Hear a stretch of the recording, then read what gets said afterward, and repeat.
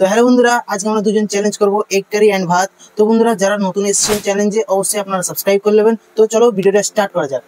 1, 2 and 3.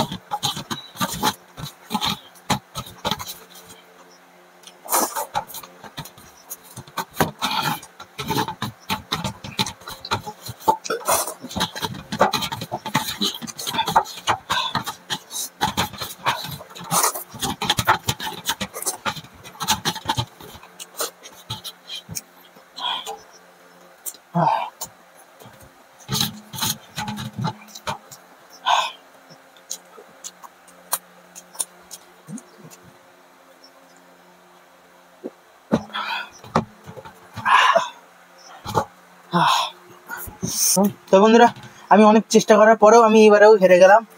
কি করবো, মাত্র একটা ডিম আর একটা সোজাই মাত্র পড়েছিল, তবুও হেরে গেলাম, কিছু করার নেই। আর আপনারা তো পানিশমেন্ট দিননি, তাই জন্য কিছু করার নেই, পানিশমেন্ট এবারে নিউনি, তাই জন্য আপনারা পানিশমেন্ট দেবেন, তাহলে পানিশমেন্ট নেবো। দেখা যাচ্ছে একটা নতুন ভিডিও, ততক্ষণ জন্য টাটা, বাই বাই, ভালো থাকবেন।